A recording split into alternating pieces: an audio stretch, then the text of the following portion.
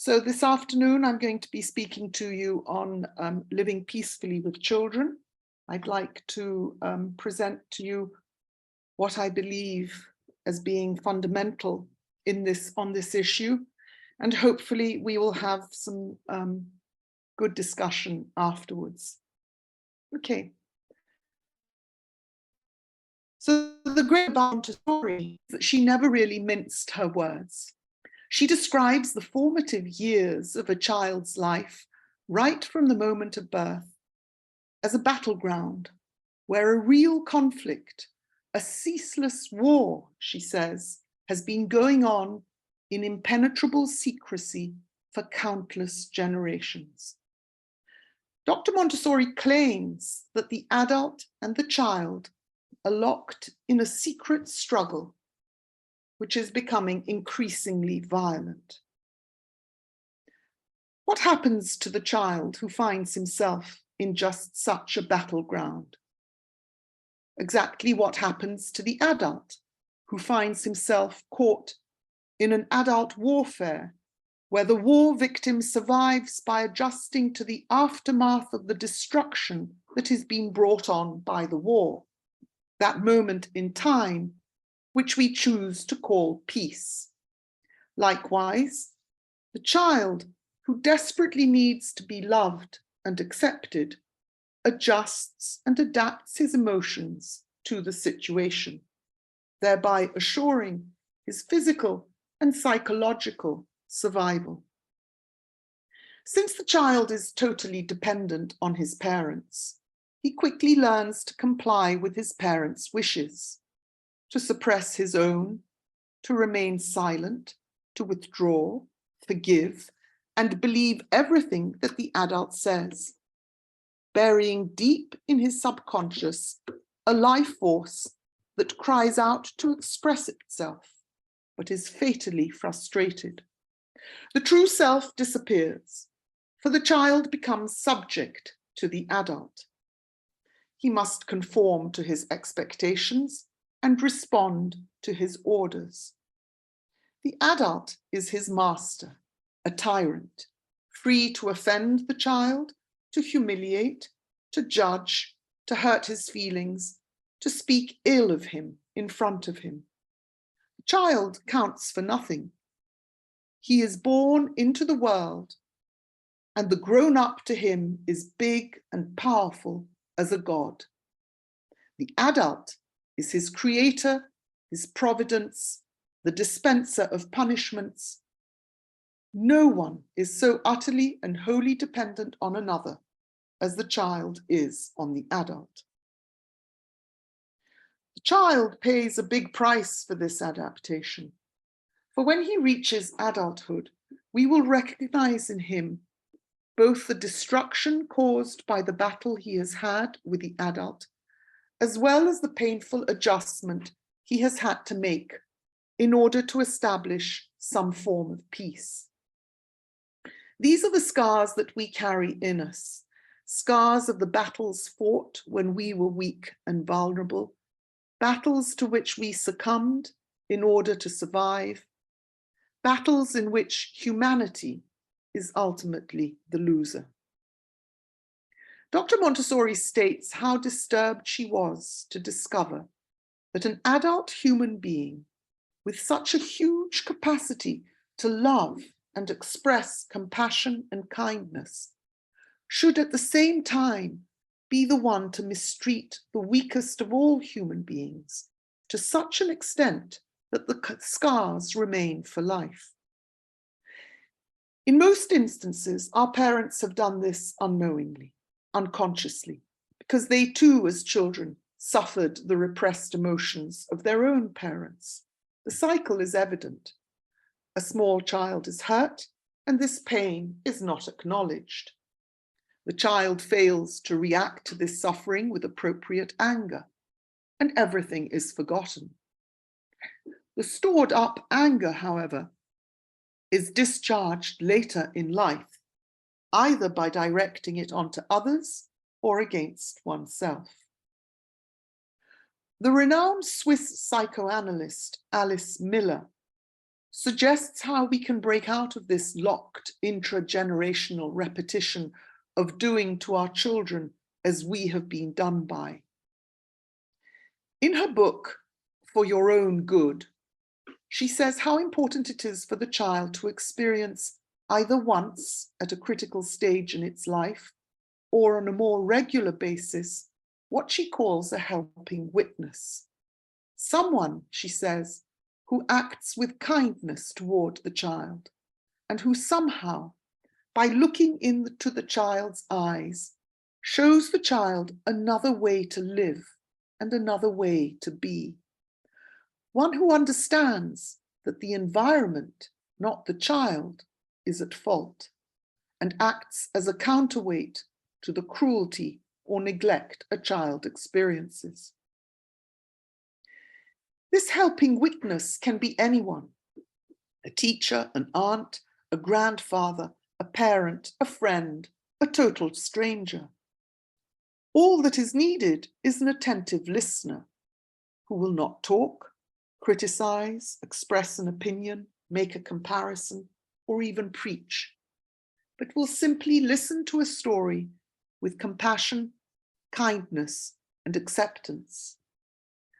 I often think that Montessori teachers are just such helping witnesses.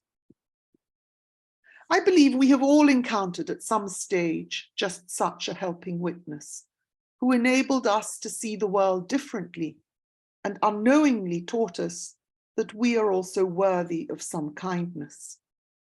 Miller dedicated all her professional life to help adults understand their childhood in order to create a better world for their children.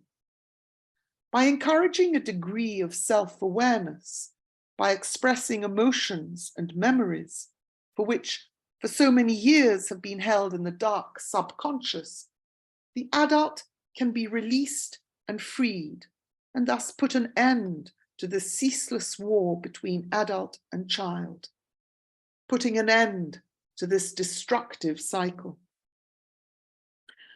So it seems that the family is an unbroken chain of wrongdoing across time. The victim is always the child and the perpetrator the adult. This incomprehensible relationship between two people who were made to love one another and live together, Montessori tells us, corrodes the roots of life. But why should this be so? I often notice the faces of young parents looking for the first time at their newly born, and I see open faces full of love, joy, and wonder. When a child is born, Montessori tells us, his mother becomes a more beautiful woman and his father a better man. She goes on to say that the child brings with him as a gift a bright little flame to enlighten us. For with the arrival of a newborn, an atmosphere of love envelops the couple and a family is born. Egoism, she says, is replaced by generosity, and hearts are filled with tenderness. The little newborn, devoid of beauty, strength, or intelligence, unites all with his presence, for his love of the world has been ignited. But take a look at those same faces a few months down the line and how things have changed. When and why does this change occur? When do we snuff out the bright little flame that the child brings to enlighten us? When do things start turning ugly? Well, it seems the environment plays an important role. In 1936, Dr. Montessori suggested that as society becomes more and more complicated and intense, it becomes more difficult for adults to adapt to the rhythm and psychological needs of the child. At the same time, the child is having to adapt to an environment which is becoming increasingly unsuitable. Everything is overregulated. too restrictive, too fast. And in Montessori's days, the growing popularity of the motor car meant that children could no longer be as active and free as before. Children then, as indeed today, need to be protected from real dangers in the outer world, dangers which are multiplying at an alarming rate. By constructing an environment, Montessori says, in Peace and Education, by constructing an environment which is further and further removed from nature, and thus more and more unsuited to a child, the adult has increased his own powers and thereby tightened his hold over the child. Dr. Montessori's understanding reflects an enlightened insight into the significance of man's relationship with his environment. She believed that the environments we are creating and living in fact, determine the quality of our interactions. As society progresses and becomes more complex, the battle between adult and child intensifies because the child becomes more and more alienated from the environment the adult has created. So is the solution to create a more child-friendly environment where parenting would be less stressful? In part, yes. But before rushing off to the drawing board to design family-friendly cities, we need to address another issue, which will determine the kind of environments we will create. The fundamental problem is that children are not the same as adults. Children are not adults in miniature. This is something that we still refuse to acknowledge. All you need do is look at the way children are dressed. Look at the toys we give them, the time they go to bed, the way we entertain them, the things they're given to eat. They all reflect what we believe a child should be. They have little to do with the needs of a real child. At best, they are romantic, idealized concepts of what childhood should be.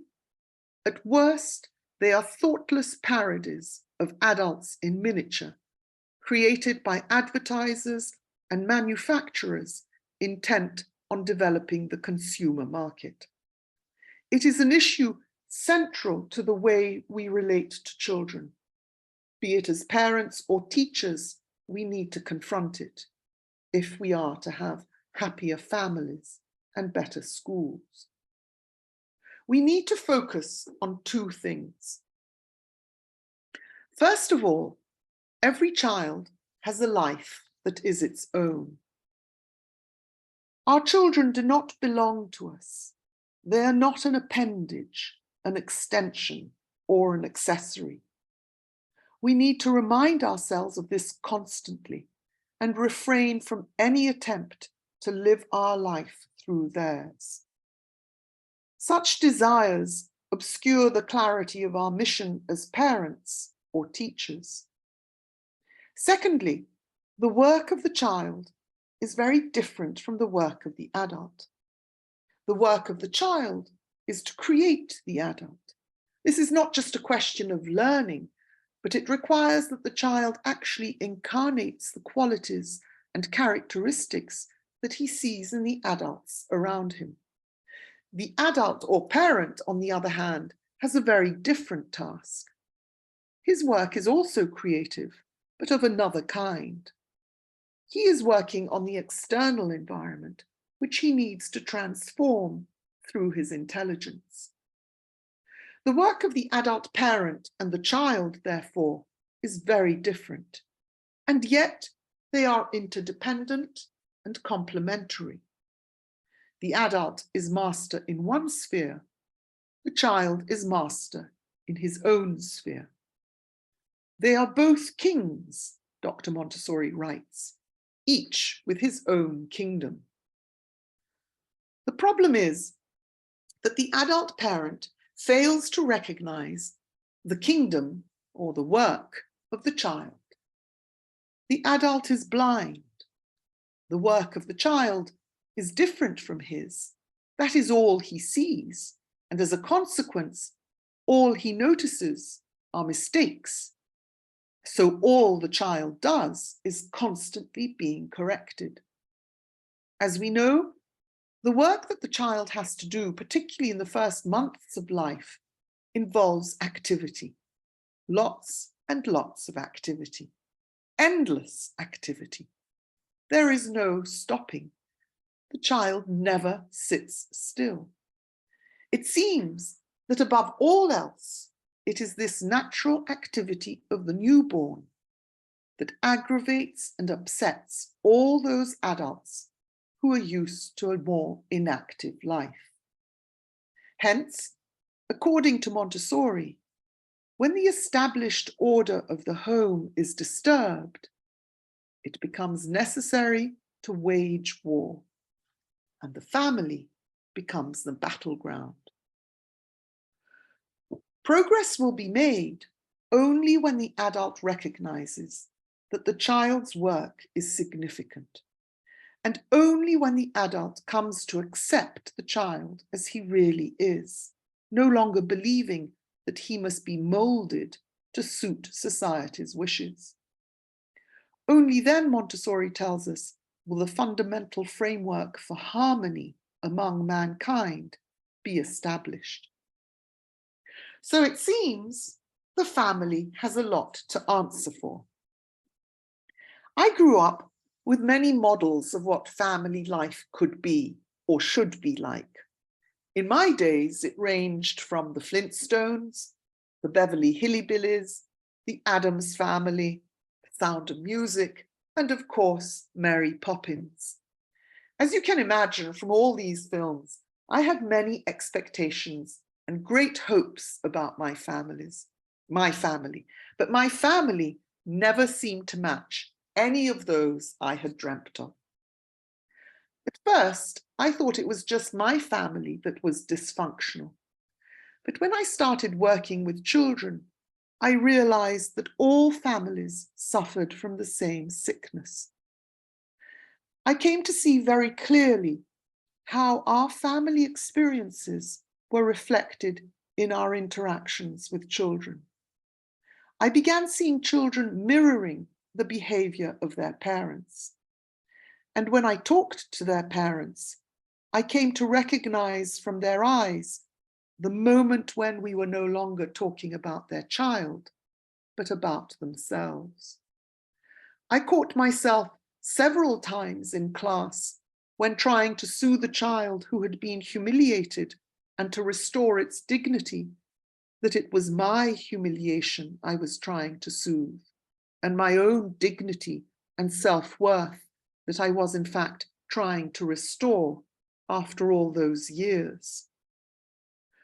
So I began looking into families and how to survive them. Robin Skinner, who began by trying to make sense of his own family and ended up by introducing family therapy to the UK, observed that the family has enormous creative potential, including that of life itself. And it is not surprising that when it becomes disordered, it possesses an equal potential for terrible destruction. We cannot deny that the family is a powerful unit. We cannot ignore the role the family has in raising children and preparing the citizens of the future. Excuse me. The family gives us two things vital for our psychic health. It enables us to belong and to become. So strong is our need to belong that Dr. Montessori saw the grasp reflex of the newborn as serving to remind us that we come into this world seeking relationship with others. We need to live in communion, and the community that we will form depends entirely on who we are. This should not surprise us. For a parent is a child's first love and his first most powerful teacher, Dr. Montessori reminds us. Our culture, our values, our character are built in the home by our family. If the foundations are strong, then that child is amongst the privileged. The enormous creative potential of the family that Skinner refers to springs from the ability the family has to awaken, nurture, and support all the highest qualities of humanity which enhance and sustain life. A family has not so much to do with the number, gender, or age of its members, but it has to do with the quality and type of feelings evoked and expressed. I am referring to those fine sentiments with which we are born and which form an undeniable part of our mental chemistry, our psychic health, and our humanity. So what is a functional family? It is one which allows for the healthy, all-round development of its individual members. If a family is to function in the way we would all like to see our families functioning, it would need to have a set of common values which would provide clear, consistent boundaries for all. That would entail being able to accommodate change, accepting life for what it is and what it brings, seeing success and failure as part of life, never attributing greater importance to either one or the other. Each member of the family would need to be respected. The children would have a sense of self-worth and value, giving them the confidence, the knowledge, and the skills to cope on their own. They would be encouraged to demonstrate and acknowledge their feelings without feeling guilty, but in an honest and open setting, safe and secure in the knowledge that they are loved unconditionally. All feelings would be respected, and all members of the family would be ready to listen, understand, and forgive one another. What more could we ask for in such a family? Well, in such a family, there would inevitably be an abundance of joy. So we should not be surprised to read that healthy, functional families, such as the one I have just described, are very rare. It is thought that only 5% of families fulfill all the requirements on this list. What intrigues me, however, is that this kind of family and this manner of living really touches us. In each one of us, whether parents or children, there is a part that dreams of this type of functional family. For we all know that this is the stuff we are made of. In our deep unconscious, we know that our natural state is a peaceful one. And in that peace, we can express the beauty and nobility of that which makes us human. We cannot impose a peaceful way of living. We cannot impose a peaceful way of being. All we can do is come to know it and recognize that this peace is within us. It inhabits our soul. It is there and very much alive. These finer feelings are stubborn and faithful. They will never let us down. Regardless of the violence that we might have suffered in childhood, they sit quietly within us until the time is right, and then this dignified way of being will surface. We know that when a child finds itself in a peaceful environment, these refined sentiments surface effortlessly, and what we encounter is a human being who is naturally courteous, profoundly joyful, and able to express a great love quite spontaneously. Children who are allowed to develop normally, Montessori tells us, are naturally kind and polite to one another. The traditional rules of good breeding, she says, become superfluous if a refined spiritual sensitivity reigns. Many of us have encountered this refined spiritual sensitivity in persons who lack any form of education. Montessori herself gives the example of the peasant who bears the refinement we associate with an aristocratic breeding. If this sensitivity is lacking, Montessori writes, then behavior must be learnt by the book. Everything must then be taught, and that requires a huge effort. And this, in fact, is what is happening right now. A child, Montessori says, is loved into being a loving person at home. But when the home fails the child in this respect, then this work must be done by the school, the next significant influence in a child's life. That is why such programs which teach children social competence, for example, how to forgive, how to manage anger, etc., are on the increase. Instead of supporting and consolidating the work of the family, they are in fact playing a remedial role. Perhaps, I often think, it won't be long before we see programs teaching children how to touch, how to love, things that should not be taught by teaching, but absorbed through living in a family. This is the great work that the family has to perform.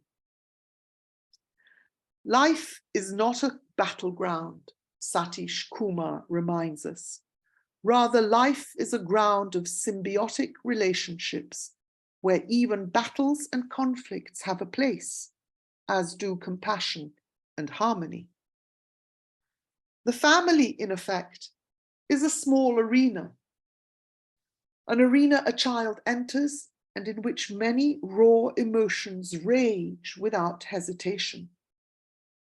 It is here that the child will experience for the first time all the feelings which arise when relating to others. Love, hate, jealousy, anger. We're all familiar with these emotions. That is why it is imperative that the child sees within the family how differences and conflicts can be resolved, how no conflict is resolved by reason or intellect alone, that it takes the reason of the mind and the wisdom of the heart to create peace and understanding. It is important for children to see their parents as kind and caring individuals, concerned about the well-being of the other and expressing this concern in word and in deed. And it is of the utmost importance that the child sees how, at the close of the day, regardless of what may have happened, the family sits around a table and shares a meal together. The family, therefore, is our first school, exemplifying how it is possible to live in harmony with another. When the child sees this refined spiritual sensitivity being expressed on a daily basis by his parents, loving and engaged in what they're doing, by those very people he so loves and admires, he will quickly and effortlessly become like them. For we become what we love. The responsibility of the parent is grave. Parents need to know the difference between right and wrong, to choose to do the right and be strong enough to do it even when that is difficult. If the child encounters this within the family, there will be no need for remedial programs in schools. Schools will just become wider social arenas where such skills and emotions are exercised, strengthened, and consolidated. Programs for enhancing social competence will then simply serve to reinforce what is already there. Without thought or effort on his part, the child will begin his life guided by values which will nurture him spiritually, strengthen his personality, and enrich his interactions. But for this to happen, the adult needs to make that leap of faith, to overcome the anger of the violence he endured during his childhood, and to break that chain of wrongdoing which so thoughtlessly has been passed down from generation to generation. Children have always been and always will be our teachers. It is by watching them grow that parents realize their own shortcomings. Montessori schools were referred to as sanatoria, places of healing. Dr. Montessori herself called them sanctuaries, and as such, they are beautiful, safe spaces created with love and intelligence, containing essential details and fulfilling a clear purpose. It is often when seeing the beautiful environments which we have created for the children in our schools that parents realize that something is lacking in their lives. Living as so many of us do today in societies obsessed with image, pose, and style, which, contrary to popular belief, serve to dehumanize us, we are actively seeking something more substantial, less ephemeral. Perhaps we need to consider creating such environments for parents, where they can come not to be lectured at, but to be heard, because they too are important and we do care for them. I am what I am because of who we all are. A profound ethical concept of African origin, Ubuntu. There is no I am or it is, but we form part of a web of relationships which connects all of humanity. People want to lead meaningful and fulfilling lives. They want to cultivate what is best in themselves so as to live more purposefully. We need to live more spiritually with a greater reverence for life based on universal values. We need to find ways to nurture our spirit and revive our fundamental human resources of love, kindness, and compassion. We need to turn our gaze towards the strengths that enable individuals and communities to thrive so that we can start living spiritually, cultivating our virtues and weakening all that is destructive. We need to rethink who we are and reconsider how violence manifests itself in our daily actions. When our thoughts contain negative responses, such as disappointment, resentment, guilt, or shame, we effectively push love away. But we have love, we have intelligence, and we have the capacity to make a choice. We must consciously choose to give life to the peace that is within us and allow it to infiltrate our families, cultures, and institutions. We need to consider universal values, not attached to any specific belief structure. A secular spirituality, let us say, which we will hand down from generation to generation in an unbroken cycle, not by preaching, but just by living in elegant simplicity. Self-realization is not something for tomorrow, not somewhere far in the distance. It is here and now, and in all our actions, guided by reverence for matter, reverence for work, reverence for life, Satish Kumar tells us. Every act of goodness reverberates. Mother Teresa understood this very well when she said, if you want to work for world peace, go home and love your family.